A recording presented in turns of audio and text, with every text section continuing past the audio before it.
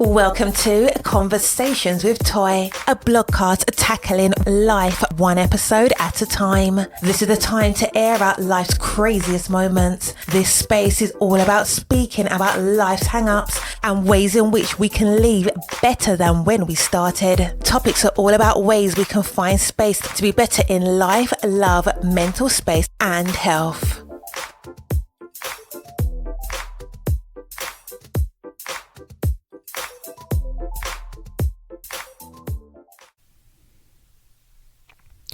Happy Friday.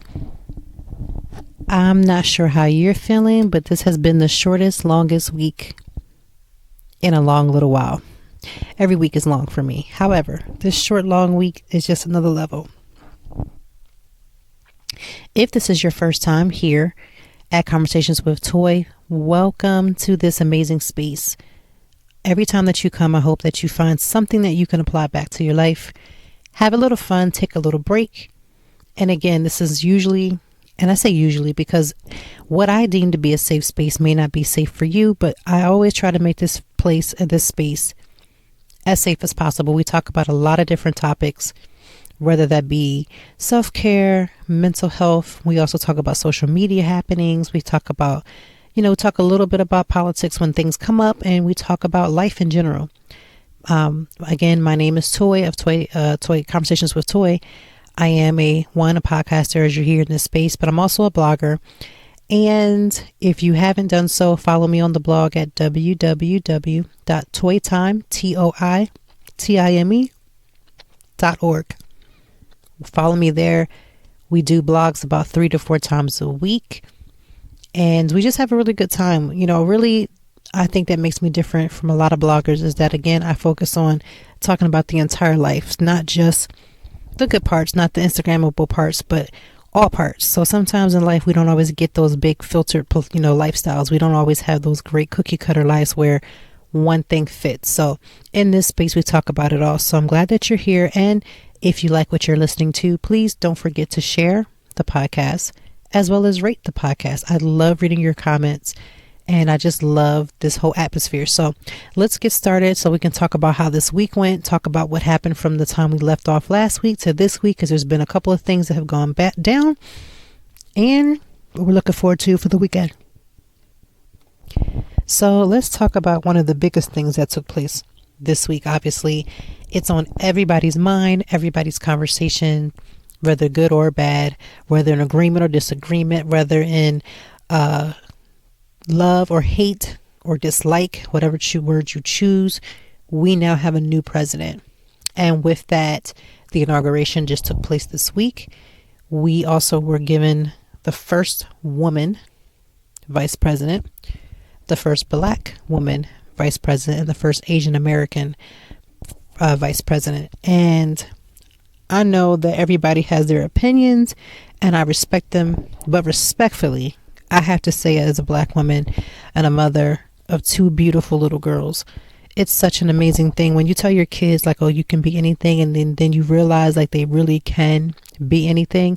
And when you have moments like this, it literally just solidifies everything. When everybody's so hyped up about their own cultures, and I'm so respectful of that. But as a Black woman, I just always feel such a sense of pride. Looking at my daughters when they were watching it, we watched it as a family together, and my daughter comes running in, the youngest, and she's like, "Mommy, she looks like me. She's brown. And I'm like, yes, she is. And she's worked her behind off, and she's done the work, and she's done the things that she needed to do to get to this point. And so now it's like, with hard work and dedication, you really can do anything. And I'm so proud of that moment. Like, really, really proud. I thought that the inauguration, as far as like the entertainment, was really good. I thought it was well-rounded. I felt like it was a little something for everybody. And I found it was really good. But I want to say to all of my Justin Timberlake fans, how amazingly proud I was to see him. Now, working in social media and working closely with a few PRs, I think it was interesting to see how, he announced the birth of his child this week, and then we see him at the inauguration. So my wheels are spinning to think if he might have a little album coming out soon. Now, I didn't look it up to see if he does and all that other stuff. Personally, I don't have that type of, I don't even make that type of time for that type of stuff. However, I am a Justin Timberlake fan. Me and my girlfriends from college have always, just welcomed him in. I mean, because first of all, it was Justin Timberlake. Come on now, a little piece of white chocolate, and I'm just here for him. So it was good to hear his voice, like to hear him singing and back in his element. I had not heard from him in a little while, and his last album I do have, because when I feel like I'm a supporter of an artist, I will support their artist by buying the music. And so yes, I do have his actual last album, and so if he has something cooking, I'm here for it. If he has something that he's about to put out, I'm most likely, without a shadow of a doubt, going to purchase it, because again, I believe in supporting the artist, and especially in this day and age where a lot of the sales are more digital, I'm so here for it. So I do my due diligence to download the artists that I truly support. Some of the newer stuff, I'm not going to step in here and lie, like I'm not a fan. Like I'll bop to it if it's on the radio and everything like that, but I'm not going to buy an album, because it's just not my cup of tea. But if it's yours, hey, no judgment zone, do you. But I was so excited to see Justin Timberlake. And Katy Perry, she looked very amazing. And of course her voice is always really good. She definitely soars. She's one of those big big singer voices that we kind of need in this time and age. And so I enjoyed it. I thought it was extremely eclectic as far as just the different types. You know, a little country, a little Spanish, because you had J-Lo there, and she's out here switching up her vocals and doing, her little thing, and then adding her little verse to her rendition of I can't even remember the name of the song, but nonetheless, it was, in my opinion, a little something for everybody. And of course, the message of unity. And again, everybody is not going to subscribe to that. Everybody's like, not everybody is just feeling that. And listen, I respect the opinions that are different than mine. I really do. And it is what it is. But I had a good time. I was grateful to kind of just watch news for the whole day. I kind of had CNN on pretty much all day. And I flipped back and forth to other channels as well, because I like to get all the perspectives. So unlike a lot of people who just argue off of one perspective, I'm going to listen to the other side, because I want to know what's going on. And the only way for you to at least know 5 seconds of what's going on is you have to listen. So that is my little 5 seconds of TED Talk on the inauguration of our 46th president. It is what it is, and this is where we are, so we have to move forward. The other loveliness of the week is that it was Martin Luther King Jr.'s birthday observant day, because remember, his birthday was on January the 15th, which was a Friday. But we observed it this past Monday. And of course, everybody who needs to be off was off and doing all the things. And I talked about this last week, but it's even more real this week. We can't have people who don't agree with full equality, quoting Dr. King, because Dr. King wanted to bring everybody together. So you cannot say that you stand for equality when you don't agree that all colors and creeds, all nationalities, all people, regardless of their sexual orientation, their color, their whatever, should all be able to have the same basic human rights. So when I see people who don't think that the black brother, the black sister should have the same equal human rights, just human rights, right? That bothers me when I see people quoting Dr. King. When I see people going against people who are transgendered, I have a problem with that, because you can't stand for certain things and then quote Dr. King, because Dr. King would have wanted everyone to be of equal basic human rights. So we have to be very careful when we say that we align with certain things, because it's really cute to post a Dr. King quote on Dr. King's Observer Day, right? The day that we as a nation have set aside to say we will always remember Dr. King no matter what going forward. It's really cute to post a nice quote that says, we are all going to come together and all men are created equal, when you don't really believe in equality. It just doesn't, it's like off brand. So it's really a little bit of a pet peeve to see that. Do I think people will continue doing that? Absolutely, because people are super contradictory. But you have to be able to truly make a stand, if you truly believe in the words of Dr. King, to do your very best to uphold social equality. You really should. I would rather for someone to not have posted it, but to truly live it, than for someone to have posted it and then have a black neighbor that's right next to them and then cross the street when you see them coming on in the neighborhood, right? I would rather for someone to not have posted Dr. King, but sees a same-sex couple in their neighborhood and embrace them. And we have to realize something. This is going to sound really left, but it's actually not.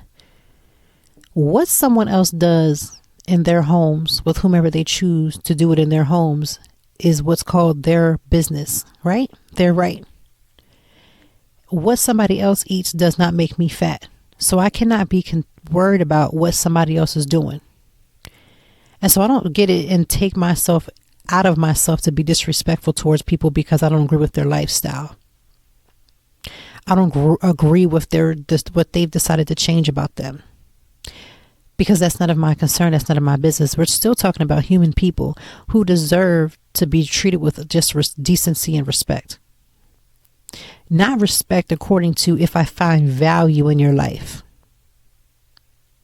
If I feel like you have value, then I'll give you the respect that I believe you should have. Because then that means that we individually can then determine someone's value. And the sad part in this world that we live in, as wicked and crazy it is, we don't have time to be putting values and changing scales every 2 seconds on what we think. Oh, no, you're all right, but baby, you not. And we know that we all live like that, but we have to do better than this. So for those who post it, but you truly don't believe in true equality, check yourself. This is going to be a self check. This is a mirror check. This is a get your life together check. This is you ain't right check. This is you can't keep going to church every week and then saying you love everybody, but then you literally will go out the door and not even out the door. Let's not even go out the door. Let's talk about being in the building and side-eyeing the person that you just don't like just because they have on a purple shoe and you have a red. And I know that sounds very elementary, but people are really that fickle in life. So I want us to get on somebody's do better and stay there because we have a lot of work to do. I have friends who are completely not a Joe Biden fan, right? Completely Team Trump. And it has caused so much division. But I respect their right to believe what they believe. And especially if what they're doing is not causing harm to me or to anyone else. Now we got those people that was out there at that melee, out there tearing up the building that ain't gonna be working because it's not right, right? So let's just take a stand, to make a stand every single day when you wake up. What choices are you going to make to show somebody either love or hatred? Now, I'm not saying that you got to love what everybody do. I don't love the things that everybody do. But I have to look past the fact that that's still somebody, that's a person, that's a human. So let's just take that 5 seconds to just take that lesson in, because we really need to apply that to our actual real life, not just what we post on social media. Listen, social media can only give you a glimpse of life, but it is not life. But you need to try to make sure that you are who you post to be. Post, P-O-S-T. With this being a short week, self-care has been crazy for the week. There were so many challenges for me this week. First of all, I'm still on my sleep schedule, which means that I go to bed between, the max has to be a straight 10. 10 o'clock is those nights when I have like a long meeting. Now, every Tuesday I have a very long meeting, and therefore my 10 o'clock bedtime is going to be standard on Tuesdays. But on most of the other days, it's between 8:30 and 9:30, if not very much closer to that 8:30, 9 o'clock time. And the reason is because I get up at 4:45 Monday through Thursday. And I do a workout on Sunday, and then Monday through Thursday, I get up at 4:45 to do a workout. So Sunday, I will do a workout pretty much anytime the spirit leads me, right? Sunday is my rest day as far as mentally getting myself together or doing my last minute, getting the kids ready for school. So what I usually try to do is like the first part of Sunday, making sure if there's any laundry needs to be done, let's get that done. If I need to clean a bathroom, let's get that done. Okay, great. The kids' clothes need to be ironed. Okay, let's get that done. Let's run them some showers, whatever we have to do. Let's try to get this done early so that the rest of my day can just be about relaxation. And in between that, from doing my last minute run around in the morning, I'll do a workout and then I have my time. But Monday through Thursday, I am up at 4:45 so that I can get up and work out. And some people might be like, oh my God, that's super early. It is. Let's not play like it's not. It's very early. But I need to set this time for myself, because what happened in the past is I was working out, but I was working out here on a Monday at this time, and then on a Tuesday at a certain time, and then on a Wednesday. And then let's say by Thursday, because Monday for me is like the most energized day. And I think that's only because I'm working in the house. Let's keep this honest and real. But Monday, I find that my energy is on 1,000. So what I try to do is capitalize on that energy. So by Monday, I'm hot. Tuesday, I'm hot. Wednesday, I'm like, get a little warm. And then by Thursday, I'm like, ooh, child, Thursday, I'm done. Like mentally, Thursdays, I'm out. I'm done. Because Friday is just like, let the day go. So I am in the midst of trying to be more consistent with my workout and be consistent with the amount of sleep that I'm getting, because as stress comes in everybody's life, when you don't have enough rest and when you don't have enough sleep, I find, maybe this just is for me, is that I'm not able to handle the stress that comes in and out the way that I should. And even with getting as much sleep as I'm finally getting, and good sleep, you know, that sleep when you don't have your phone, like I don't have my phone right next to me. I'm going to bed. I have my light completely dark in the room. I have my sleep sound machine, my sound machine, and then that machine also has a light. So I like the one little blue light. It's very faint, but you can see it. And you pick your sound and you go to sleep with my weighted blanket, and I'm great. I can sleep. But that good quality sleep, when you're not scrolling on your phone all night, and you're not looking at memes, and you're not on TikTok all night for 2 and 3 hours, and I'm not on Instagram looking at the same people that I'm going to see tomorrow when I wake up, that's the type of sleep that I'm trying to get in 2021. So this has been the 3rd week and I'm doing really good. However, when I get stressed personally, I find that my voice is elevated. I'm yelling a little bit more. I'm more agitated. I'm more irritable. Those are the things that I'm trying to work through and work on. Now, again, if this is the first time that you're here, I talk very candidly about being in therapy. And I feel like therapy conversations should be normal. I mean, when I was thinking about this today, when back in the 2000s and the 90s and later 80s, you would never really hear people talk about therapy, especially not in the Black community. And that's not because only the Black community doesn't do therapy. Lots of people don't. But we have been very conditioned to say that we don't tell other people our business and we keep everything to ourselves. And it's hurting the community, period. There's so much trauma that we done been through since the beginning of us coming to America, to be honest with you, that every Black person really ought to be in therapy. Now, again, before everybody gets their panties in a knot, everyone should be in therapy. Even if you think that your life is great and everything is in together, you would still benefit from being in therapy, because we all have some level of anxiety, some level of stress, some level of trauma that we may have endured and don't even realize it. And uncovering those things and discovering who you are and then defining who you are will all take place in therapy. So when people say, why are you in therapy? It's 1,001 reasons I'm in therapy. It just depends on, to be honest with you, it depends on the week. Sometimes in therapy and I'm in therapy, and you know what? It's like that pat on the back. It's like, girl, you out here making it. Remember when you used to be involved in A, B, and C, but look at you growing, you doing it, girl.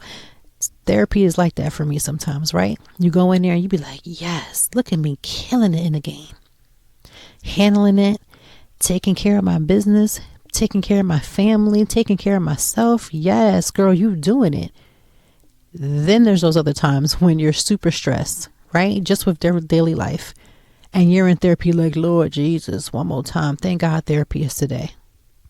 Then there's the extreme times when you have a flashback of something that may have happened. You're dealing with something. You find you could be in the middle of your day and something will trigger a memory, a smell, a song, a conversation. And then you're like upset, you're crying, you're emotionally drained. And now you're reliving a moment that you would rather not live for the rest of your life, but you're back at this place. So therapy has as many ups and downs. And I would be so amiss to keep telling people that therapy is like television when you come in and you tell, hey, doctor, I'm going through A, B, and C, and this is the things I'm talking about. And they just give you this advice and then you float out and you're excited and you're happy and you're ready to take on life. That is a false narrative. That doesn't always happen. 9 times out of 10, I come out of therapy irritated. Sometimes I come out extremely tired. Most of the times I come out tired. I feel like I'm in a fight when I'm in therapy. And I'm not fighting anybody, not my therapist, literally fighting myself from the things that I might have had on my plate that I'm trying to release so that I can be a freaking better human, right? Because that's really the end result of therapy, no matter why you're in there. Some people go for therapy for childhood trauma. They may have been abused as a kid. They may need to go for that. There's some people who are going through marital counseling. There's all kinds of levels of counseling. You might have anxiety. You may just find you have test anxiety, and there's a therapist for that. At the end of the day, regardless of what you're going for, it's a fight to be better, a fight to think better, and a fight to love yourself better. Because let me tell you something, it takes a lot of love for yourself to go to therapy and say, I need somebody else's help to get me past a hump that I'm not able to see for myself so that I can do better. It takes a lot of love for yourself. So this week has been that challenge of where am I with my self-care? And I'm all for the bubble baths, right? I'm all for a good nail polish, polish change. I'm all for all those things. And, right now I can't get like a full body massage, or maybe I can, but I'm not open to it. Right? I haven't had my eyebrows tinted, and I couldn't even tell you when. Pretty much I'm the eyebrow tinter. I do what I can do for how I can do it. So I haven't had a lot of those beautiful things that I used to take for granted. And I never took for granted. I was just so excited to be there because, right before COVID, I was going to the getting my facials like every 6 weeks on the dot, not taking no breaks. So those things are beautiful to do when you can pour back in yourselves in the form of touch and self-care and self-time and time for yourself and getting yourself all dolled up and pretty and beautiful. But sometimes self-care is a flat no. And so I am on this new journey again. I talked about this a little bit last week, but I am on this journey of the no. And that means like I can't do stuff for people that they can do for themselves. And sometimes it's not even because I have a reason. It's just because at the end of the day, if I find that I'm going to be upset about this decision that I made to help somebody, then it's best for me to say no from the gate. It's hard sometimes to formulate that no, but I promise you, when you work your no muscles, you become so much stronger. I'm not interested in doing things for people that are going to upset me to the point where I'm talking about this for a day, 2 days, a week, a month, a year. And with my therapy, I've really gotten to the point where when people are saying the same thing, like they don't have nothing else new coming in their life, they got the same conversations with the same people, it's a little draining for me. And that's because I'm not in the spot where I was thinking like that anymore. That's how I used to operate. I remember when such and such and such and such, and you keep talking about that same thing. That takes time to come from that place to where I'm at now. So I do understand that. And I am very patient when I'm talking to other people, but I still feel 5 seconds of a level of irritation that I'm constantly working out within myself, because sometimes I have to be a sounding block for somebody else who is not at the place that that I'm at now. So that takes patience. Those are the types of journeys that I'm trying to figure out and go, what's my new self-care? Because I'm in the house, right? I actually still do get my nails done. I will do that. But that's about it. Or to get my hair done or something. And I don't have to get my hair done, but for every couple of weeks. So it is what it is.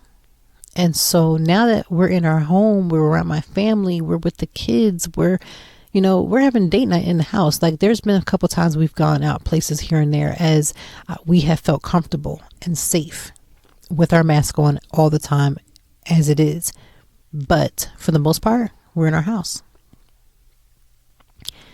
So the week of, this week trying to figure out what does self-care look for me this week. For some people, it may be in the form of turning the television off. For me, it was having a chocolate croissant. like a chocolate croissant that I didn't have to share with my wonderful children asking me for bites. What's that? I never had a croissant. You had one a month ago. I don't think I remember that. And they just want to keep eating your stuff. Self-care was just having a coffee by myself, or that chocolate croissant without having to share, or reading my magazine for once instead of only using my magazines for my vision boards. That's kind of how life has been going. I think I've read I think I read my actual magazines from last year on last week when I did my vision board. So then that says maybe you shouldn't be getting that many magazines, which had already cut off because I was getting quite a few, and I'm down to the very few minimum. It was actually pretty sad because when my husband and I were doing our vision board, we were like, we don't have enough magazines. And I was like, that's because I'm trying to minimize. I'm trying to cut back. So we didn't even hardly have enough. We had to actually go out to CVS to buy some of the earlier, like, we needed magazines to finish. So in one respect, I'm saving money in one way, and then I end up having to spend a couple more dollars, but it wasn't that bad. So I did do my vision board. I'm super proud of it. And outside of that, I also write my vision, what it is that I want to do, on paper. Because I'm a writer, it would make more sense for me to be more in tune and more focused on the writing of my vision than it is for the picture. The picture simply is for just a reminder. But the way that I write it down is writing down what it is that I want and the steps that I'm going to take to get there. If I want to lose weight, I can't say I'm just going to lose weight. So I got to say, hey, you're going to get up in the morning and work and put that time in and dedicate yourself? Yes. Are you going to say no to certain snacks and cut back? Yes.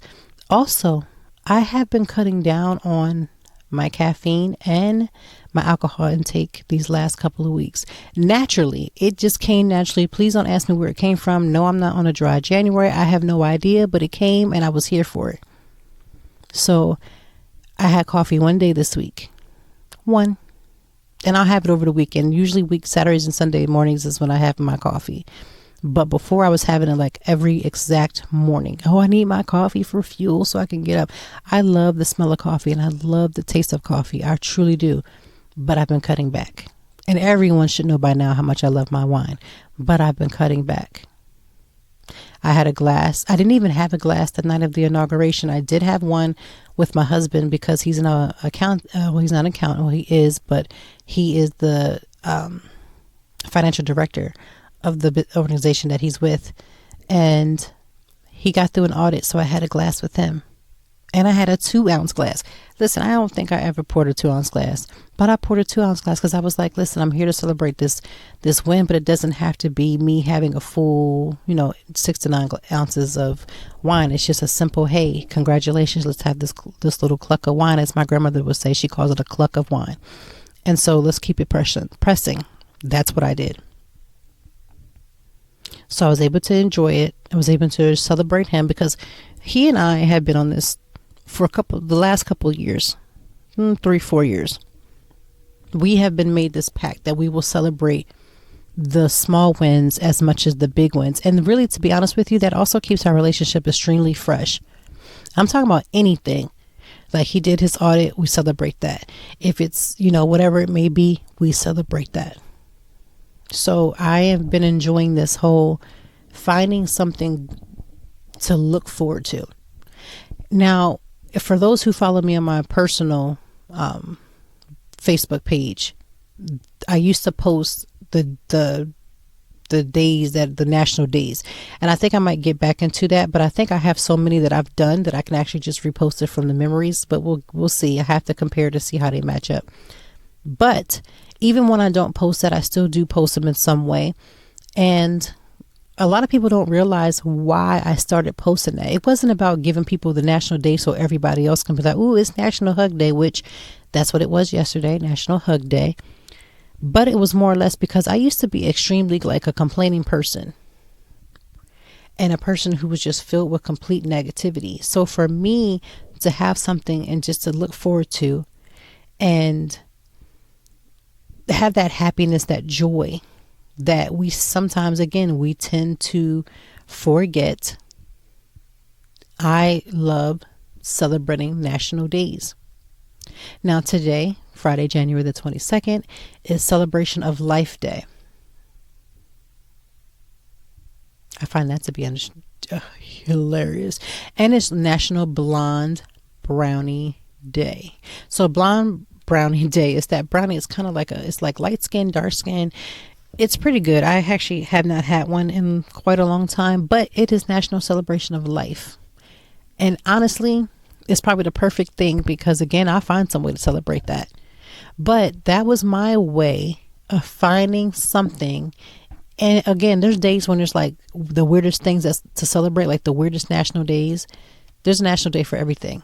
And in spite of that, it still gives me joy to know that this National Celebration of Life Day, or that yesterday was National Hug Day. Like I made sure I hugged my kids. You know, it's like those little things that we take for granted. And that is the reason why I press and show forth that energy and that effort, because now it's like natural. I enjoy it. In the beginning, it was fun, but it was a little bit tedious because I was just like, this is not natural. This is not natural. But I realized the more you do something more and more every single day, that's like with the sleep schedule. The more and more that I've done it, yes, there's been days I've woke up a little tired than others. That's natural. Even with getting sleep. It's becoming more and more easier for me to get up and do it because now it's a normal part of my life. Even into the point where like I'll wake up extremely early on Saturdays and Sundays. Now, granted, I will go back to sleep, but I still naturally will wake up because my body is not used to it.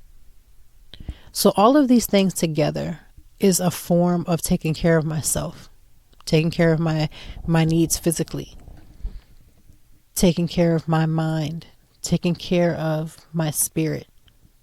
And really, to be honest with you, it's like really teaching me with this pandemic. Again, I've had some bad days because there was days in the very beginning of the pandemic, maybe about 3 or 4 months in, where I would be sitting on the couch crying, upset. Not that ugly cry and yelling out or nothing, but just like afraid, like, am I going to get the virus? Am I going to give this to my kids? What reaction will we have? Because, you know, that's the number one pet peeve that I have about this coronavirus, where everybody's like, it's just the flu. It's the flu, baby, because when you got it, it was the flu for you. It doesn't work that way for everyone. Ask the 400,000 families that are left that represents the 400,000 people who are no longer here in just America. So we have to be very careful when we say things, because I think we say things just because it sounds good or it sounds funny or you trying to downplay it. But if it became the flu for just you, let's say you only, you were sick for a little bit and you had a little cough, your chest may have hurt a little bit, but you didn't have to get any steroids, or you weren't on a ventilator, or you didn't die because you're still here to, be able to talk about it and complain about it. But to you and for you, it was a cold. To you and for you, it was the flu, and you got past it and you lost your sense of taste, and that was fine for you. But I remember the call that I personally got when my grandmother got the virus. Now, I didn't even get that call from her. I got that call from, I believe, my best friend and then my mom or my dad, one of them. And that call said, oh, your grandmother was just admitted into the hospital. And then the day later was, oh, I'm sorry to tell you that we had to put your grandmother on a ventilator. And then every day from that moment, and then the other family members that had gotten at the same time, those calls were scary.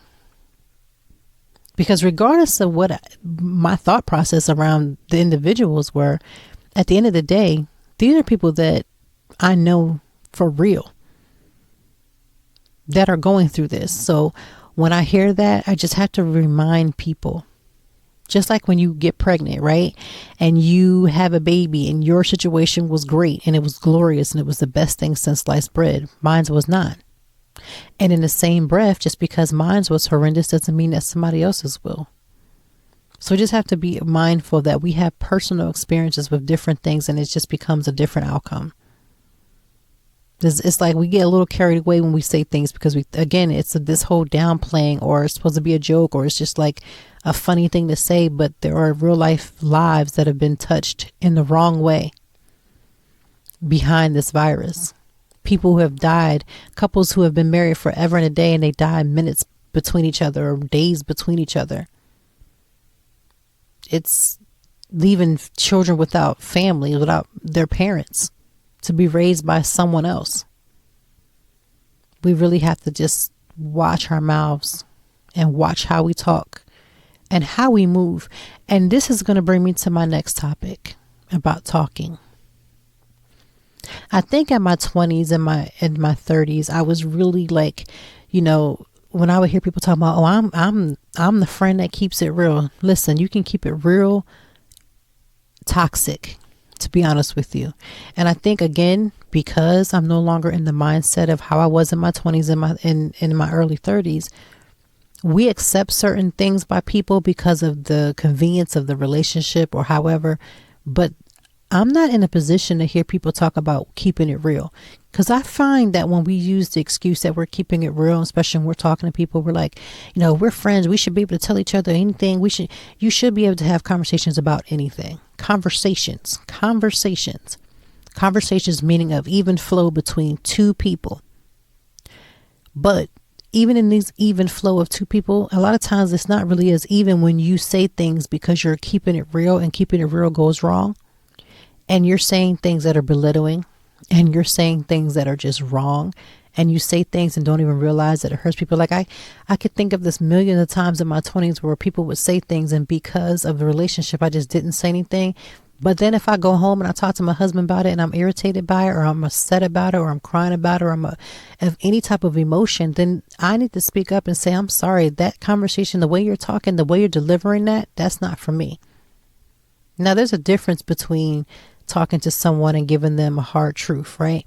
But again, when you give someone a hard truth, it's supposed to be in love, not because you have a word and now you feel like you can tell somebody something and that's your friend, and so you're going to make them say whatever. That's your husband, so you're going to say whatever. That's your wife, so you deliver the message in your type of way.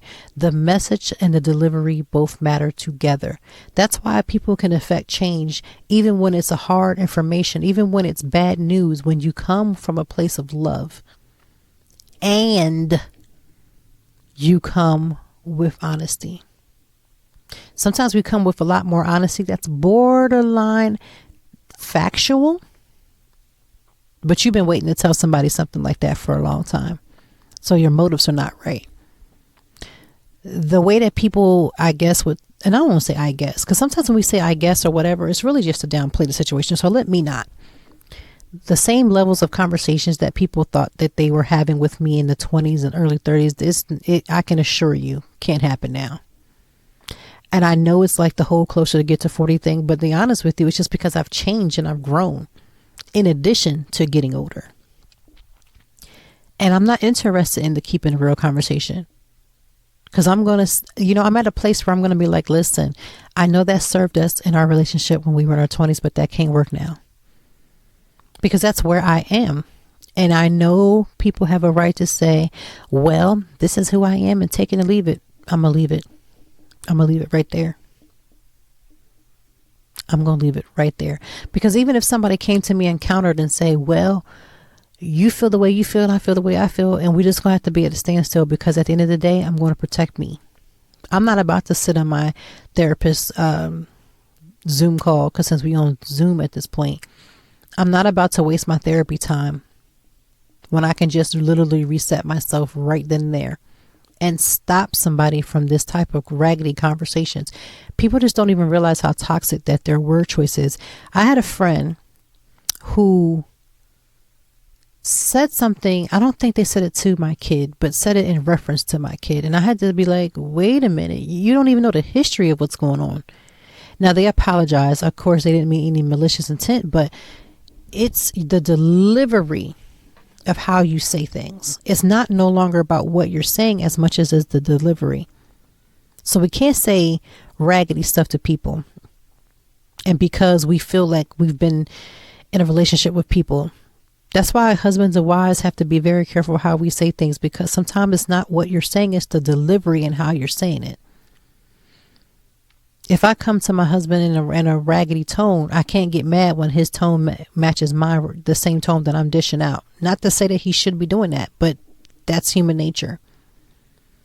We just have to be mindful of how we deliver our messages to people and how we choose to say what we're trying to say. Be led to become from a place of true understanding and love. If you don't truly understand that person and what that person is going through, you should probably wait and sit on it for a little while and then ask yourself, what do I want to accomplish by saying this? Do I truly feel like I'm going to say something that's going to open the eyes of my friend and make them, or my friend, my husband, my classmate, my whomever, and really get to a point of understanding and we're going to work this out?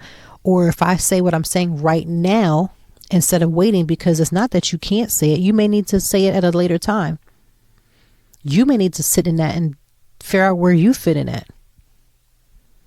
I had a friend, I'll say associate, came over. This was years ago because ain't nobody been over my house. Whenever March hit, that's going to be a year. I can guarantee you ain't nobody been in my house for a year. The only people that have been in my house is UPS, USPS, FedEx, and that's about it. I ain't even seen the people that put the flyers in your house no more. I don't know where they at. They probably should be at home quarantining. But I almost lost my train of thought. But I had a friend, an associate that came, and she had made a comment about something. She's like, "Oh, your house needs this," and you know, like, sis, first of all, you came as an invited guest, and as an invited guest, your job is to be a guest. Let me serve you. Do you need anything? Make yourself feel comfortable, but don't get too comfortable where you feel like because you're a friend or associate or something, you can't go into somebody's house and offend them and be disrespectful. Like, I've gone to people's houses that have nowhere near even the level of my house. And it's not a comparison thing. It's just that everybody lives differently. And I can't go into somebody's house telling somebody what they need to be doing in their house. I mean, I have friends who I've been friends with for 20 and 30 years. You can't come into my house talking about, "Oh, girl, you need to do better and get this and get that." At this point in my age, I'm going to turn you right back around and send you out that door, because that is not a friendship. And you can at least say something, have a conversation, but don't be rude, right? I think my pet peeve for rudeness is on a negativity. I will not tolerate that type of behavior. Because how are you mirroring that? Like, I'm teaching my kids to be respectful of other people. How could I have somebody else come into the home where it's supposed to be my peace is supposed to stay? In my house where it's supposed to be my sanctuary, and you come in with your thoughts and opinions about what you think should be happening. Do those upgrades at your house, right? Have a suggestion, buy it for me if you feel like I should have it, but let's not cross over into rudeness. Like, I'm not doing rudeness. I'm not. That's just, I cannot. And you know what's beautiful about this? This is the conversation that I've had with my therapist, is that it's okay to feel that way, to put a boundary. I think I was always scared to put a boundary because I felt like this is just something that just happens. But boundaries are super important. I have boundaries even in my relationship. My husband and I are very honest with each other, but I still will not tolerate a boundary being crossed.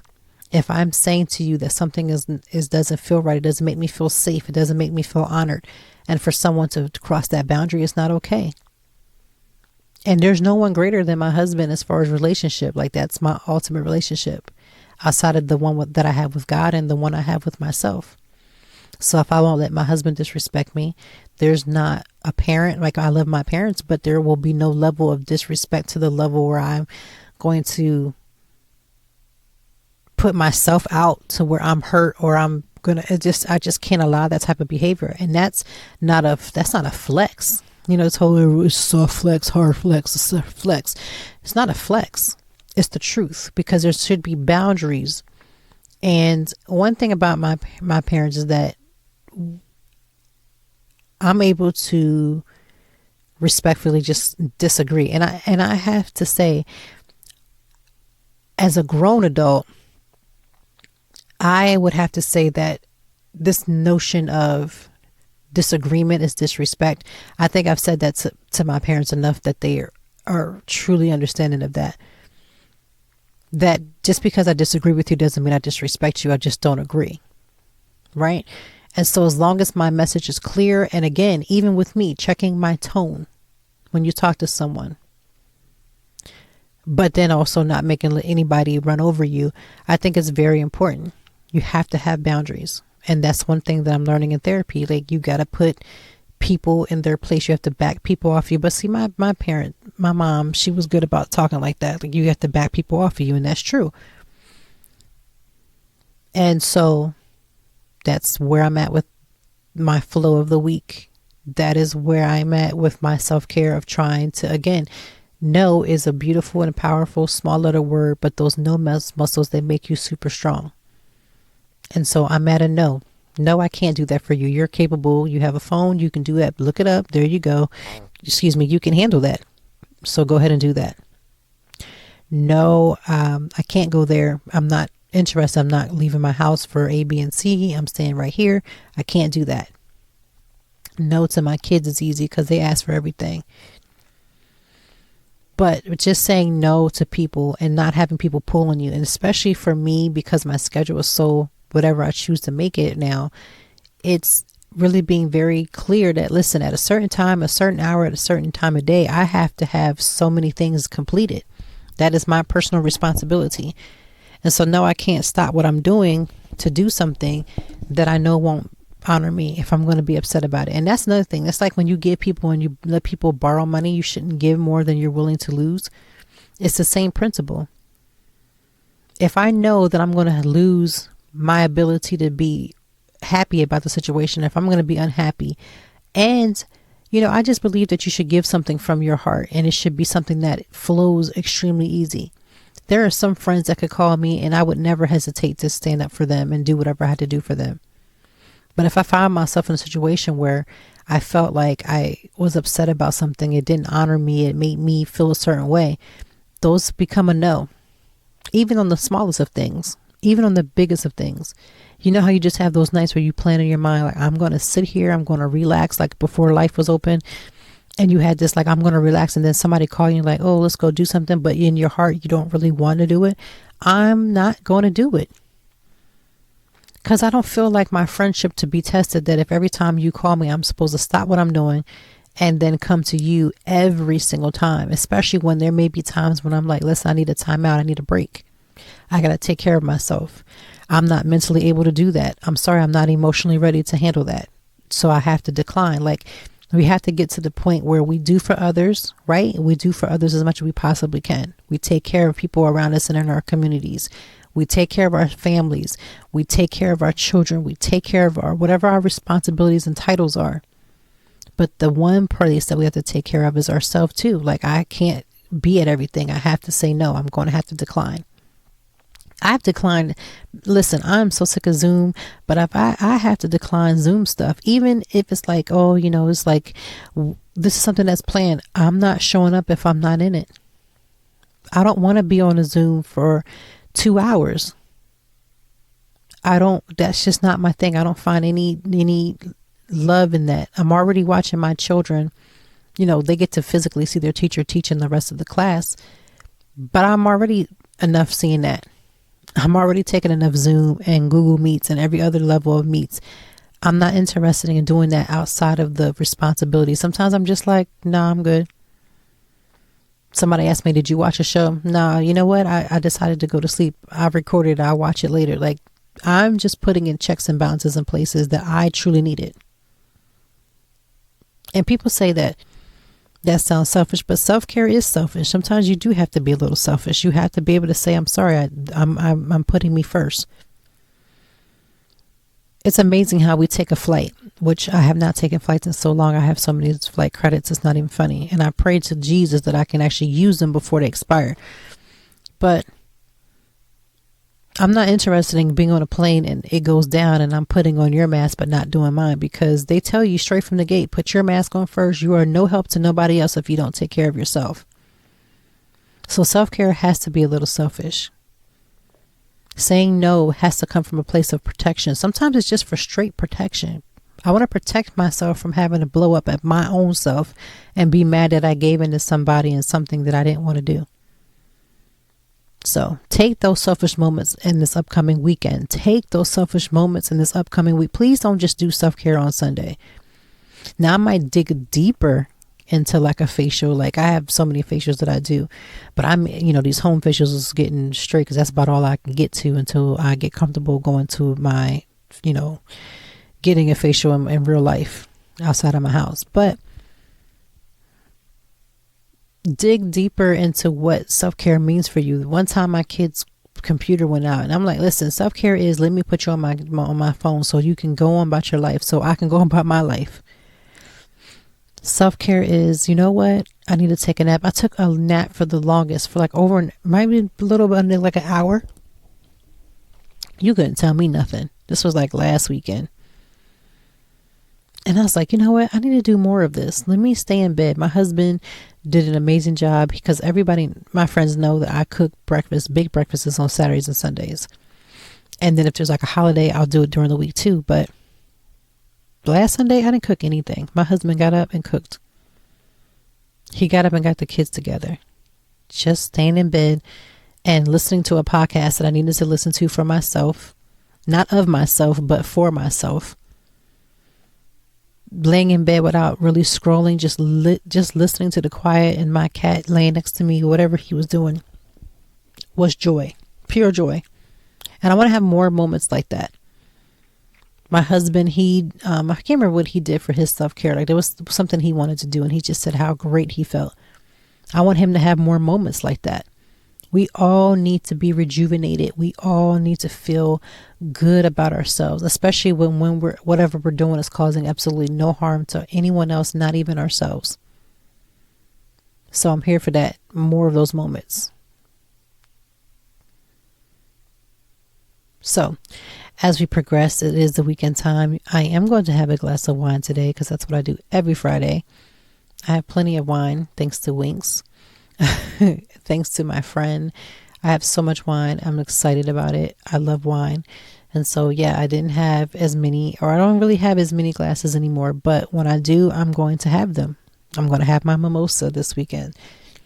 I'm going to do those things. I'm going to enjoy them. I'm going to continue drinking my water. I'm going to continue. Do you know how much energy? Again, I say this almost all the time.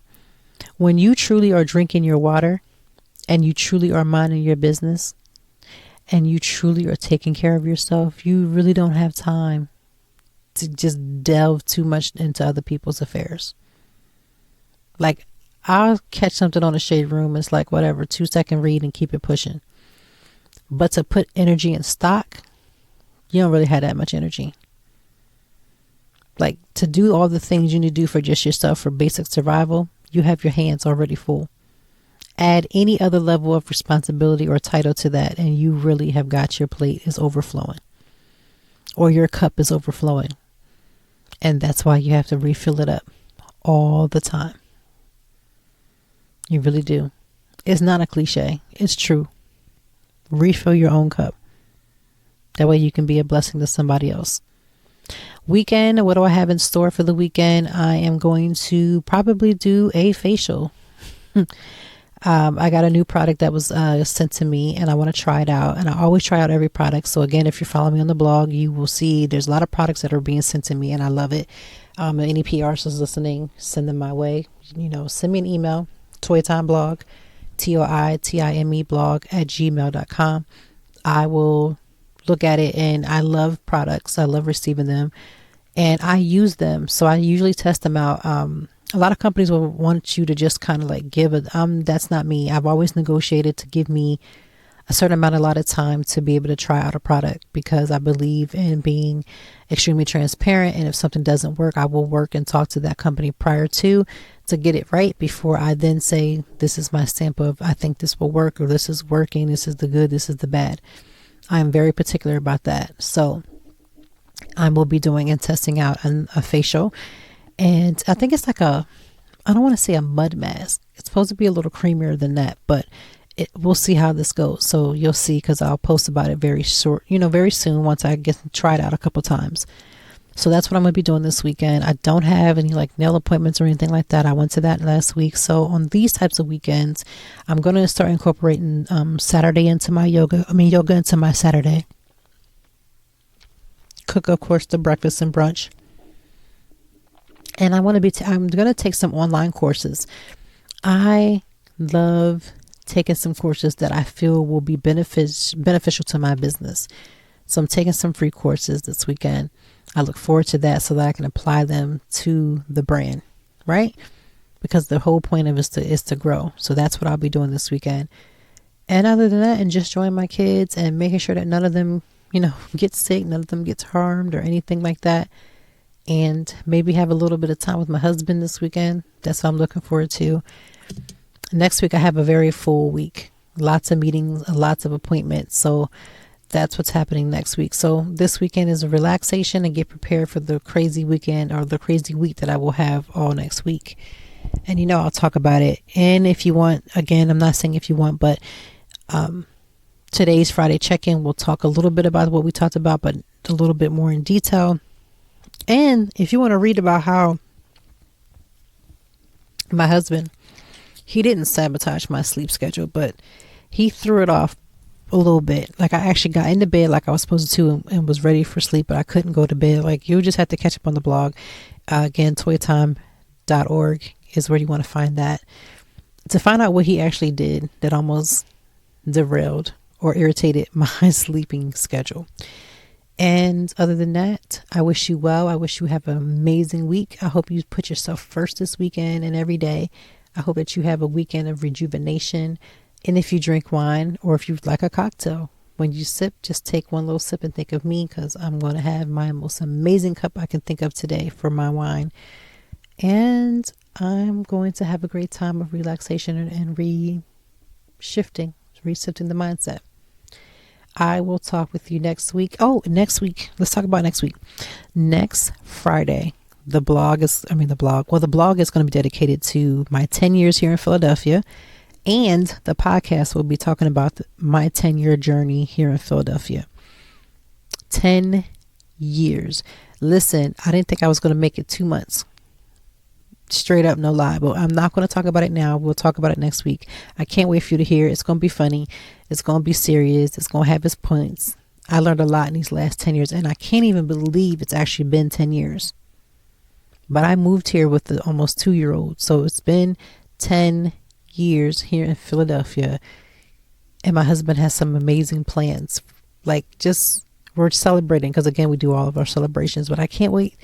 Next week, Lord's will, we'll talk about my 10 years here in Philadelphia. And that is it. Have a good week. Have a good weekend.